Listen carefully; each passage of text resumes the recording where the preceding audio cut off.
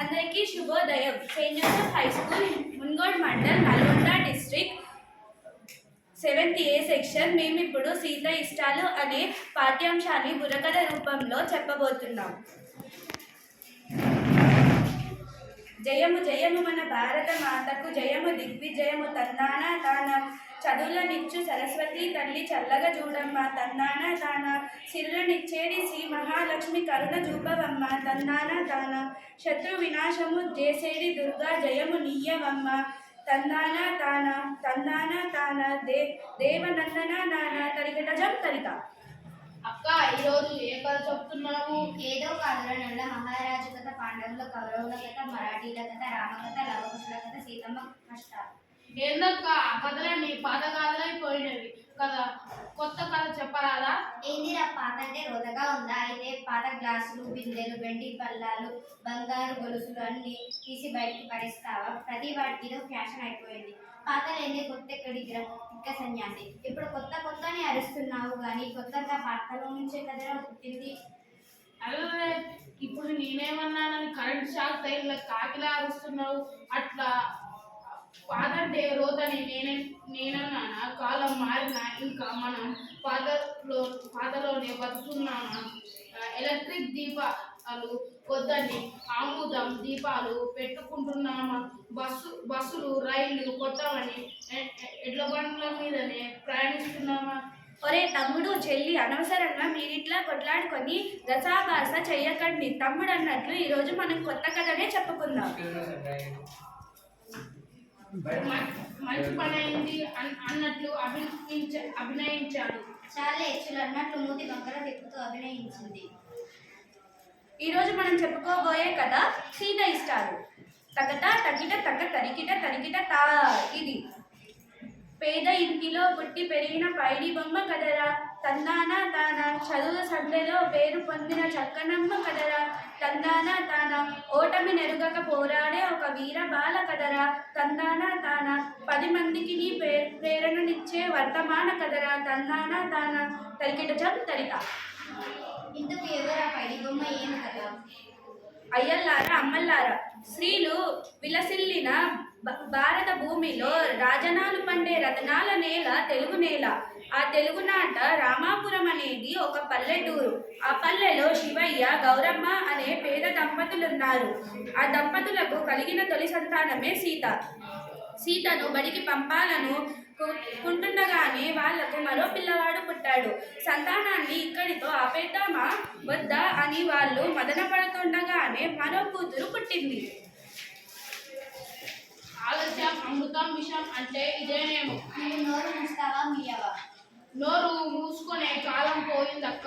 ప్రశ్నించేవాడే ఉత్తముడు, మాట్లాడేవాడే మంచోడు. తరువాత కథ వినండి. పూట గడవని తల్లిదండ్రులకు పాటు లెక్కబోయే తందాన తాన, పంటలు పండక పొట్ట నిండక కష్టం ఎక్కువాయే తందాన తాన, కుటుంబ భారం కుంగదీయగా తల్లడిల్లినారు తందాన తాన, భార్య భర్త కూలినాలితో బతుకు నీడ్చినారు తందాన తాన తరికిటజం తరిత. ఇంతకు సీత బడికి పోయిందా లేదా? లేదు చెల్లెలా. అమ్మా నాయన పనిలోకి పోతే తమ్ముడిని చెల్లెల్ని ఆడించడానికి ఆమె అంకితమైపోయింది. పిల్లలు బడిలో పెద్దలు పనిలో అనే సంగతి వాళ్ళకు తెలియదా అక్క?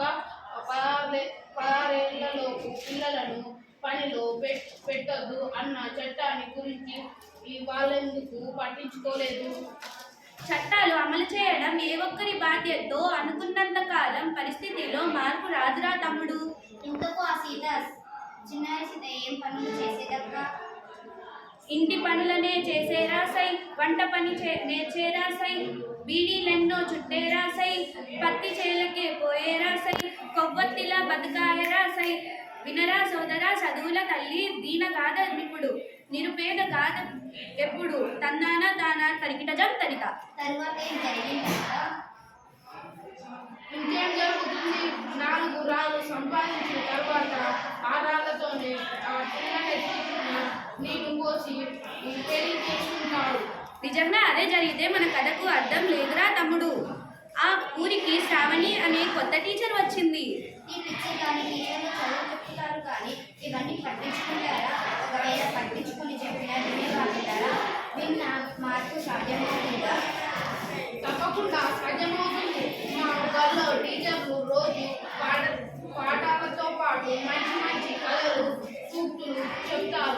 ఆటలాడిస్తారు, పాటలు పాడిస్తారు. బడి పిల్లలని తమ సొంత బిడ్డలుగా పట్టించుకుంటారు. అవును తమ్ముడు, శ్రావణి కూడా అటువంటి టీచరే. ఆమె ఆ ఊరికి రాగానే ముందుగా చేసిన పని బడి ఈడున్న పిల్లలు ఎవరెవరు బడికి వస్తారో రారో తెలుసుకోవడం. అట్లా తెలుసుకొని ఒక్కొక్క ఇంటికి వెళుతూ శివయ్య వాళ్ళింటికి కూడా వెళ్ళింది.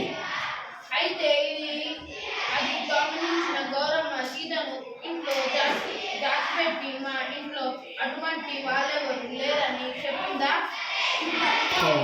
అక్క చెప్పేది విను.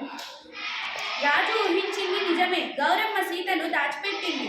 అయ్యో, అప్పుడేమైంది? శ్రావణి టీచర్ వచ్చిన పని చెప్పకుండా శివయ్య దంపతులకు కొన్ని మంచి మాటలు చెప్పింది.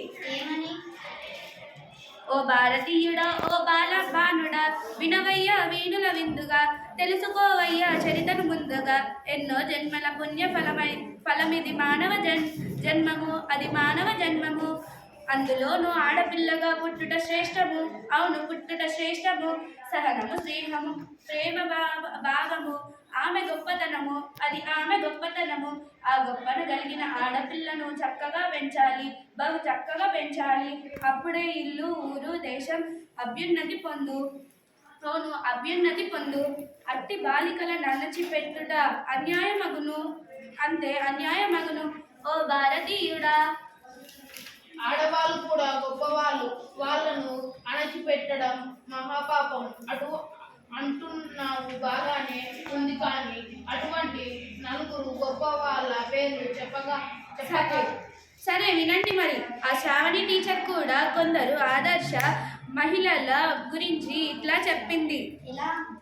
రుద్రమదేవి చూడరాసై, శత్రులను చెండాడే రాసై, సరోజిని నాయుండ రాసై, స్వరాజ్య సమరం చేసే రాసై, సంజం లక్ష్మీబాయి రాసై, బాలను బాగు పరచరాసై, అచ్చమాంబను చూడరాసై, మహిళల మార్గము దిద్దరాసై, కల్పన చావ్లా చూడరాసై, అంతరిక్షమునకు ఎగిరరాసై, సునీత విలియం చూడరాసై, పరిశోధనలెన్నో చేసే రాసై, తదికుత్తం.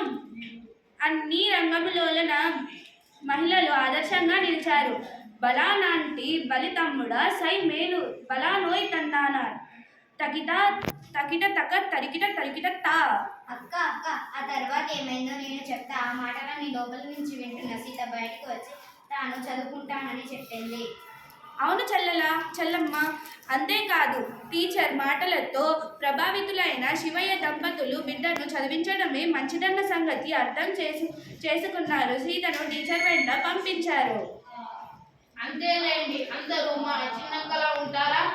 అంటే నువ్వు రాజు కంటే గొప్పదాన్ని ఒక్క ఈ కథ కానీ నీ సంగతి చెబుతా. సరే, మీరు తర్వాత కొట్టుకోవచ్చు, ముందు కథ వినండి. సీత ఎట్లా చదువుకున్నదయ్యా అంటే, అక్షరమాల నేర్చి రాసై, తెలుగును చక్కగా చదివే రాసై, ఎక్కాలన్నీ నేర్చి రాసై, లెక్కలు చక్కగా చేసే రాసై, పరిసరాల విజ్ఞానము సై పక్కగా గ్రహించే రాసై, తదితో ఏది చదివినా ఏది రాసినా ఎదురు లేదు తనకు తన్నానా తానా, అందరిలోనూ అన్నిటికన్నా ముందు నిలిచేందుకు తందానా తానా తా తరికిట తా. ఆమె తెలివితేటలు గమనించిన పాఠశాల ప్రధానోపాధ్యాయురాలు కూడా ముగ్ధులై ఏడాది గడవకుండానే 5వ తరగతిలో చేర్పించారు. చదివితే అట్లా చదవాలి. నువ్వేం నన్ను వెక్కిరించాల్సిన అవసరం లేదు. నేను కూడా 1వ తరగతిలో ఉండడంగానే పెద్ద లెటర్స్ చదివినా తెలుసా? నువ్వు అంత లేదు, ఏం చదివినావో చెప్పు. లెటర్స్, పెద్ద లెటర్స్. అవే ఏంటో ఒకటి చెప్పు. ఒకటి 2 కాదు, 26 చదివినా. చెప్పలేనా? చెప్పమంటావా? అయితే విను. ABCD. ఆ లెటర్స్ ఏడ్చినట్టే ఉంది. నువ్వు తర్వాత కథ చెప్పక్క. ఆ తర్వాత సీతకు ఎదురే లేకుండా పోయింది. 7వ తరగతి కూడా పూర్తి చేసింది. సరిగ్గా అదే సమయంలో శ్రావణి టీచర్ ప్రమోషన్ మీద బదిలీ అయ్యి వేరే ఊరికి వెళ్ళింది. అయ్యో, అయితే సీత చదువు ఆగిపోయిందా అక్క? లేదులే రాజు, శ్రావణి టీచర్ సీత మనసులో చదువు బీజాలు బలంగా నాటింది. టీచర్ బదిలీ అయిన ఉన్న ఊళ్ళో పై చదువులకు అవకాశం లేకపోయినా పట్నం పోయి స్కూల్ చదువు, కాలేజీలో ఇంటరు పూర్తి చేసి డిగ్రీలో చేరింది. ఎందుకంటే ఇంజనీరింగ్లో సీట్ దొరకలేదా? ఏదో చదువుకొని డబ్బులు సంపాదించి తను మాత్రం హాయిగా ఉండాలనుకోలేదు సీత. తను బాగా చదువుకొని తనలాంటి పిల్లలను బాగుపరచాలని, కలెక్టర్గాను నాయకురాలుగాను ఈ సమాజానికి సేవ చేయాలని గట్టిగా నిర్ణయించుకుంది. డిగ్రీ చదివి పోటీ పరీక్షల్లో విజయం సాధించి మండల అభివృద్ధి అధికారిగా ఎంపికయింది. ఓహో, చాలా బాగుంది. తర్వాత కథ చెప్పక్క. తర్వాత ఏముందిరా తమ్ముడు, పిల్లల చదువు కోసం, స్త్రీలకు మేలు చేసేందుకు కోసం నిరంతరం కృషి చేస్తున్నప్పుడు మన సీతక్క. అవునా అక్క, సీత ఇష్టాలున్నావు కదా, అవేవో చెప్పవా?